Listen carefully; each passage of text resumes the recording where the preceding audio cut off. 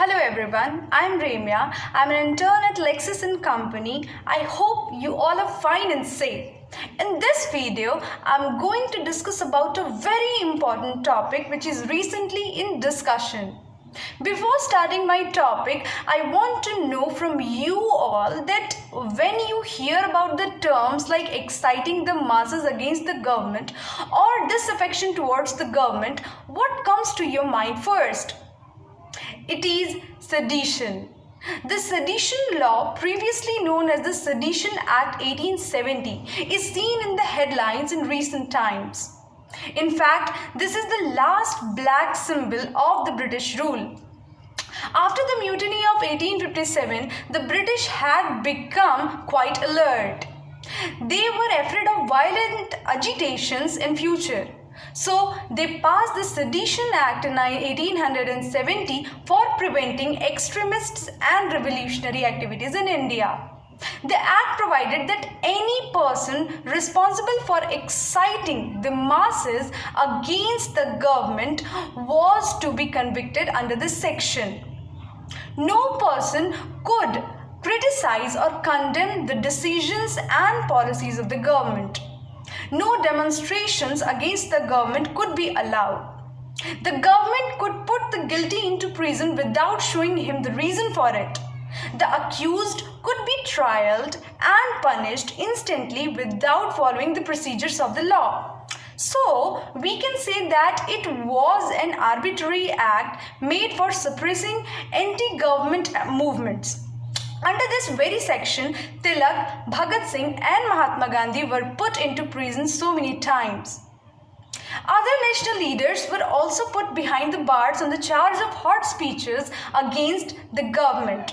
Surprisingly, this law has been abolished in the UK, from where this law came in our constitution. But in India, this law is still applicable today. India became free in 1947 and in 1950 our constitution came into force. Even then, this law remained into practice. Now began misuse of this law on a large scale. Anyone who spoke against the government could be accused and punished under this law. In recent time, there are a number of glaring examples of the misuse of this law. Recently, the Supreme Court stayed the Andhra Pradesh police from taking action against two TV channels on charges of sedition. On June 3, the Supreme Court dismissed the sedition case filed against journalist Vinod Dua in Himachal Pradesh.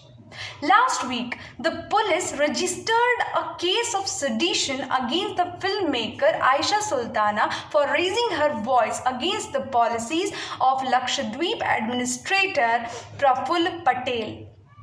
After these incidents, once again the law made against the sedition is in discussion in the country, which is more known as sedition law. The Supreme Court expressed deep concern on the open misuse of sedition law, and the very next day, a non-governmental organization, that is People's Union for Civil Liberties, filed a writ in the Supreme Court challenging the constitutional validity of this law. It pleaded that in a pre-democracy in India, this law has lost its relevance. It asserted that during the British rule, sedition was political crime, and this act was executed by the imperialistic government in order to crush any rebellion against the government. The central government agency NCRB has released the data of cases registered under IPC 124A, arrests and convictions from 2014 to 2019. According to this, 326 cases were registered from 2014 to 2019, in which 559 people were arrested, although only 10 accused could be proved guilty. A special thing is that most of the people who have been arrested under 124A in the last 5 years are 18 to 45 years old. According to this, in the 5 years from 2015 to 2019, under 124A, 445 people who were below 45 years of age were arrested. Not only this, 2 in 2016 and 3 in 2017 were also arrested for sedition whose age was less than 18 years. The government's point is that this law is essential for dealing with terrorist activity and conspiracy against the nation. But we should keep in mind that many other laws like UAPA are already in force for dealing with such cases and such activities. So to my opinion, the continuation of this law is meaningless and quite unnecessary.